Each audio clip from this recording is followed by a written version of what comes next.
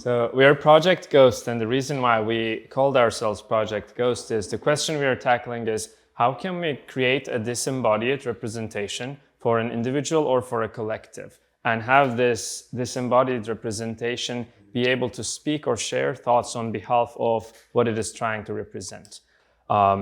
This might be around collecting feedback from a large group of people. This might be trying to understand and align with one individual. It might be one individual trying to work with themselves and trying to come up with new ideas. Basically, what we're trying to do is to unblock the ability to talk to someone. This could be a lot of different scales of conversation.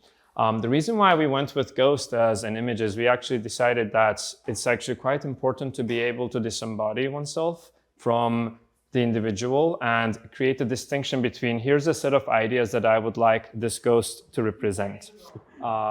We have a lot of drawings. We have a manifestation of three individuals and the ghost-like presence. So it like comes up around them and starts absorbing everything. Right. Is that the back of the cave wall? Right. We will get to why we think disembodied version is interesting. But today this is actually done. Like, this is a common practice. You share your thoughts with someone, or you, like an anthropologist or sociologist, will research a very large collective and trying to represent certain behaviors they have. The question we are tackling is how can we create group composites using mechanisms that already exist and push this a little further with the AI tooling that we're able to lean on right now. This is a shift in human experience that is quite fundamental in my opinion, mainly because right now, for the first time in human history, we have tools that are non-human agents that can represent imprecise opinion or imprecise text. You can pre-train a language model that behaves in a certain fashion that more or less is in alignment with what you think.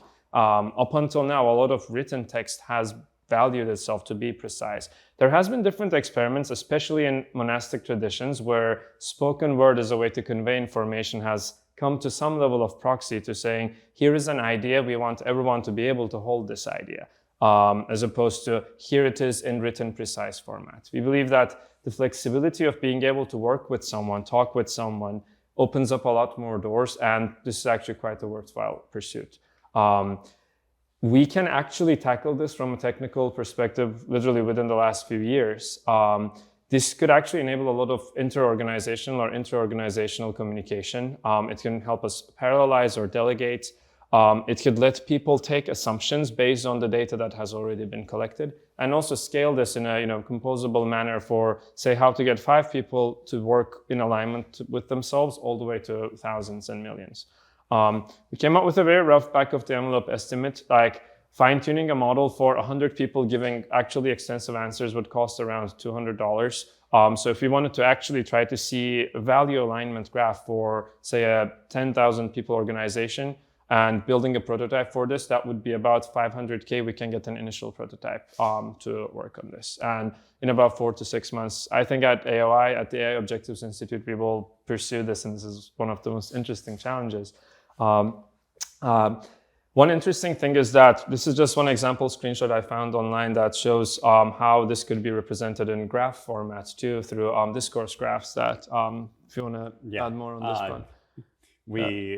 Like Martin was part of our group and he left, and he's at lateral.io building tooling for Discourse graphs. It is a schema that Protocol Labs has supported and is very useful for describing explorations of unknown unknowns, primarily focused on science, but it works for generalized discussions. Right, and if we have a lot of open-ended text responses that are not necessarily picking an option between multiple choice, but creating a framework in which people can group around more nebulous ideas, this could be one way in which we can solve a lot of different problems around attribution of questions.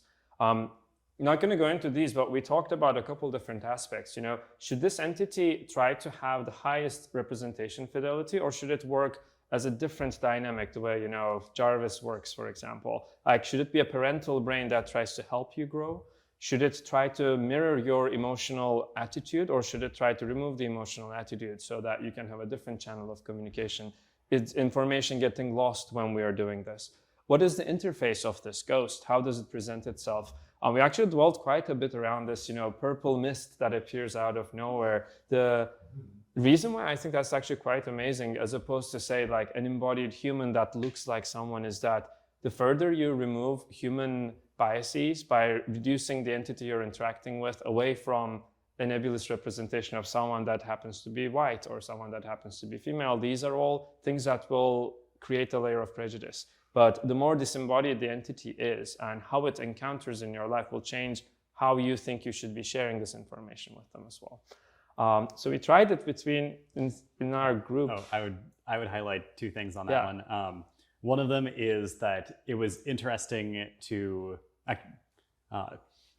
think about how there's a real useful application now where if you were to train if the slides aren't loading, we should just reload. Yeah. All right, there we go. I see it now. Yeah. Cool. So you can get a very clear sense of what types of answers people give to questions from the language model. And even if the answers aren't incredibly coherent yet, it's expected they will become more coherent, but it's still really compelling to imagine that you could give this to someone who is interested in joining your team and say, this is what conversations on our team generally sound like. And if it's trained over the internal conversations, that should be a much more trustworthy and higher fidelity representation, as opposed to when you interview with someone and you're clearly putting on your interview conversationalist stance. Right. I think that's quite a substantial difference for how one can understand the group in general. And that could be applied for governance, that could be applied for a corporation trying to work collaborations, contracts, etc. Wait, I saw the slides when you zoomed out. All right, there we go. Can I click here? So we can still see. So we ran a very quick survey in our group of a couple of questions around how would we work together. This is actually modeled after questions that were helpful to us in the past, and started asking just not even fine-tuned bots, but I think fine-tuning actually would go a really long way if you want to scale to more than thousands of people.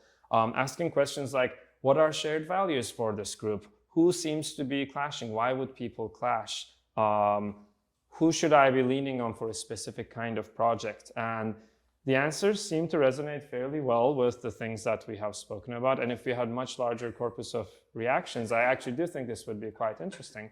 It was also amusing how difficult it was to verify some of the statements, because the non-AI powered human ways of identifying was basically just going around and asking did you give it this input? Is this parroting back something that you said, or is this actually synthesis? And that was surprisingly difficult to generate. Because it will come out with a very similar approach, like perfect is the enemy of good, but no one actually said that sentence, but it knows that that is relevant to the questions that we answered. So it kept on coming up. And sometimes it's like, oh, this is an odd way of phrasing. Like, as an example, they would be excited to work on projects that are done rather than perfect. That doesn't really mean much when you hear it in English, but that was actually really clear to all of us what it was trying to say, because everyone repeatedly mentioned, we should go towards completion of something rather than sit and wait towards perfection. So it made sense for our own internal jargon, which I think is also really interesting.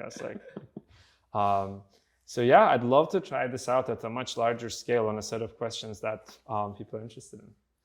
So that is Project Ghost for you guys.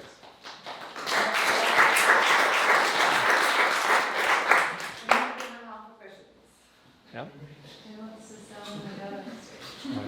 Can we ask questions to the ghost instead? If I can screen share my laptop, you could. You could just read it out. I don't think we even need to screen share. Where's my laptop? It's over there. What would you like to ask? That one's fine. I have a question. What did you feed in this context? That was this. Yeah, we asked 4 questions that were, And everyone in the group answered these questions. Most of them were pulled from the culture interview that I run. So it's like open-ended, there is no right answer, how do you think about work kind of questions. Any other questions? We have a minute for someone to ask the ghost. So if you have a data set of a group and all their conversations and you make this ghost about that and let somebody talk with it, we're basically going to access everything they said, right? Or it can be an intentional data collection. I think it will behave very differently as a result. If you say, hey, here's 10 topics that I want you to actively listen to, It's very different than say, here's everything that has happened. In this. Yeah, from a privacy concern, the easy answer would be like you train it on the public internal Slack channels, and you make this a public internal Slack bot kind of thing. Yeah, there's a big difference between training one of these on your life log versus training on your work log. Yeah. Training on your work log, not your life log. Anything you want to ask of the ghost? Who is the true leader of the group? We've got two people up there. Sure, it'll claim to be the true. Oh yeah, sure. There is no one true leader of the group, but Evan would likely be the best person to take charge and lead the team. That's very in line with For the your record, answer. it has given very different answers when we asked that previously. Okay, That's it, guys. But there is no true leader.